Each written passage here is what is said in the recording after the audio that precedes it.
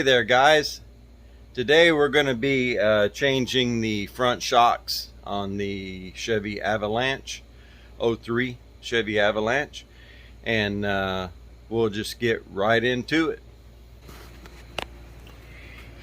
Yeah, right here is the top bolt for the shock, and it's right down here. Maybe you can look in there and see where that bottom bolt is. Not too hard of a job. If I would have put more thought into it, I would have probably popped the hood and just taken these bolts out from underneath the hood before I lifted it up. And if I hadn't put these jack stands underneath, I would just drop it back down and you know, take the bolts out. But I'm gonna be lazy. I'm gonna get a wrench and I'm gonna take that bolt out first. We'll just take this out, and then we'll take ones out on the bottom, drop it right out.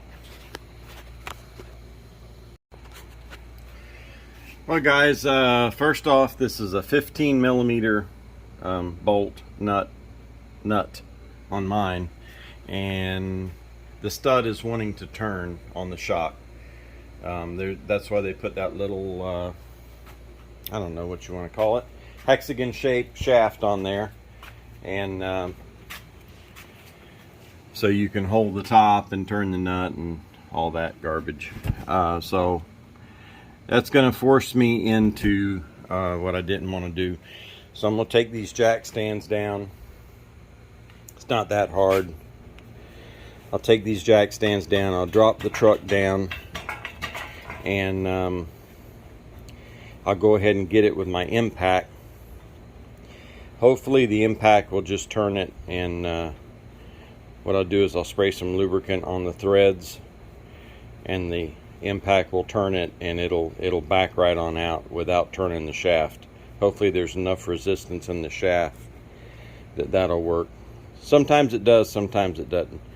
If not, I'll just put me a pair of vice grips on there and I'll get it off. But in either case, it'll be easier from up top, and I'll just accomplish my mission on top that way, and I don't have to put the new ones, I don't have to put the nuts on the new ones until I drop it down either.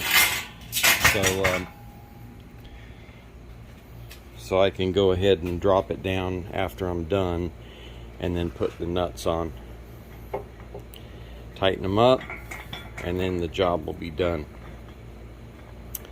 What I'm doing is I'm having a little bit of I wouldn't call it play. I don't have any play in my steering wheel, but I have a little bit of wobble when I hit a bump.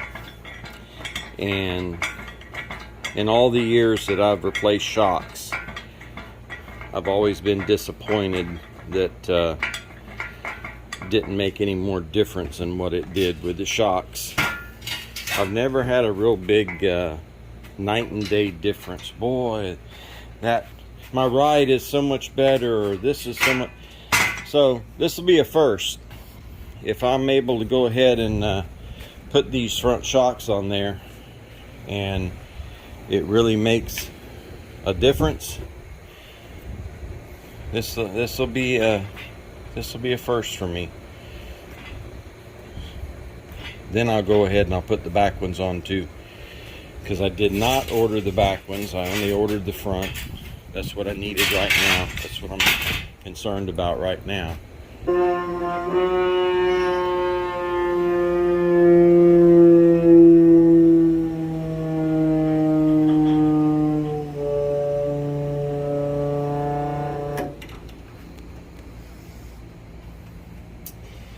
Alright, it's dropped down low enough to where I should be able to get to them shocks.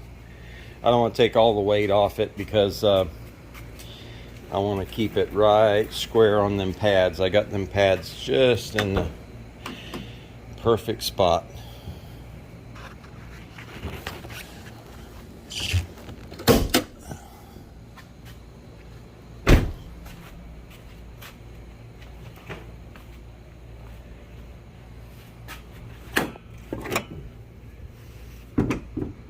All right,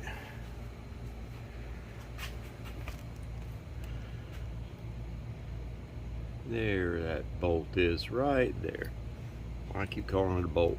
Nut. So let me get a 14mm deep well socket and an extension and an impact.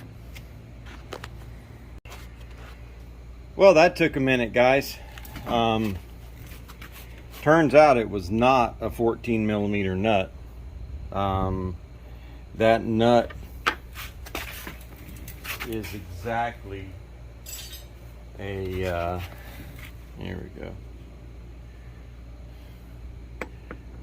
It's exactly a 1932nd.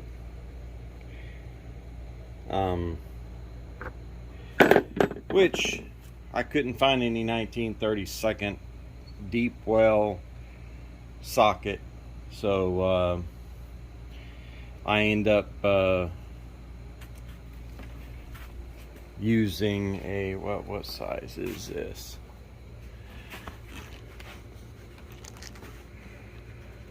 5/8. I used a 5/8 socket, and that was able to grab on there enough. It wasn't tight, it was a little sloppy, and get it off. I held the bottom of the shock with this wrench here.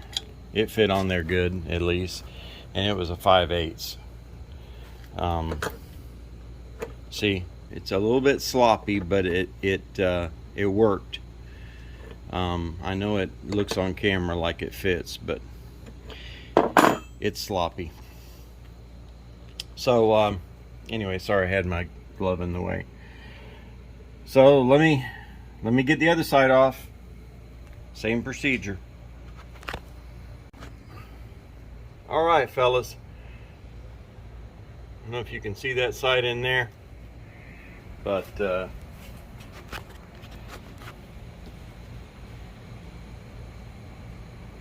here it is. That one come off a whole heck of a lot easier. Remember when I said I was going to spray it with some WD-40 and make the nut come off a whole lot easier? Yeah, well, I didn't do that on the other side, and it fought me all the way. But I did do it on the passenger side over there, and it come right off, made it a whole lot easier. So I guess that's a case of do as I do, not do as I say, not as I do. So well, but I did do it, so I guess you are doing as I do. Anyway, that's my little tip. Use the lubricant on there. Let me go let my doggie out. She wants to come and visit me. Well, I got the old shock off. It was just a matter of taking the bolt out and just dropping it out. No biggie. Nothing to see there really. So got that one done. Time for round 2. Looks like it's going to work good. All right, well, both right and left shocks are in at the bottom. I just have the I got the parts right over here for the upstairs work. So now all I got to do is let the old girl down and put the nuts on the shocks in the top, and I'm done here. All right, we got the top of the shock in. What I normally do is I center that up with the hole. Make sure you have the little rubbers lined up good. Here, I'll show you on this other side. See, you have a little ledge here on the this goes down. You have the other one in on the shock like this. It comes up, and you want to make sure that's in the center of the hole, and then you just have to start tightening down on it. What? Oh, bye rubber. You know, I gotta go chase that down now. What I normally do is use the old vice grips and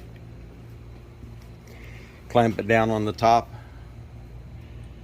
See the stud in there sticking up? Clamp it down on the top after I have the nut on there and I have the wrench on, and then you just start wrenching it down.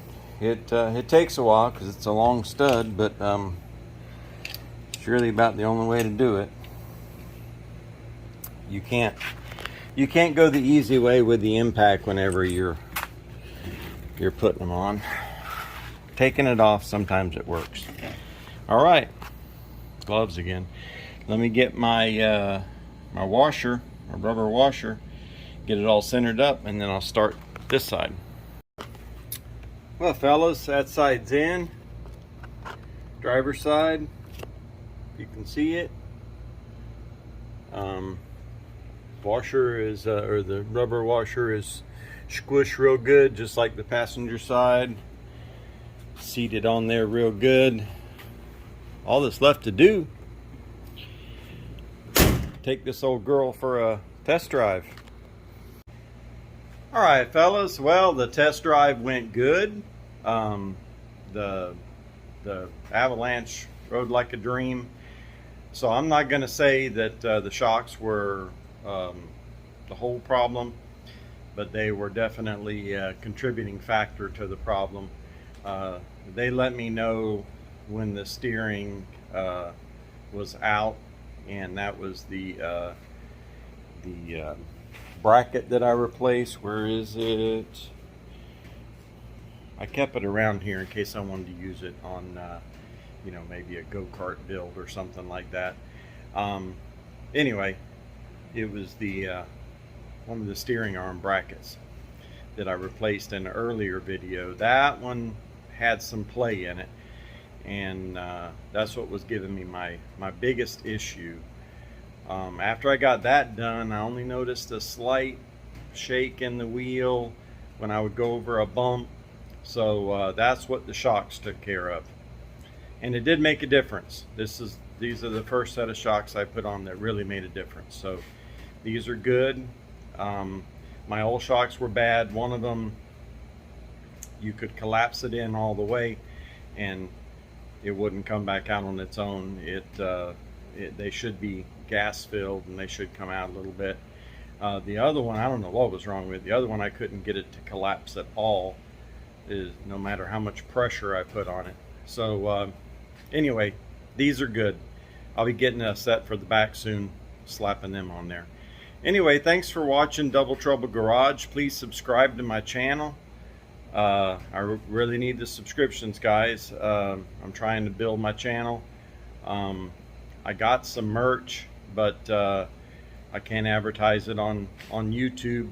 If anybody wants to know, just hit me up. I'll tell you where to get that at. I've already had a few items that's been bought by my family and some friends, good friends. So anyway, thanks for watching. Like, share, subscribe. See ya.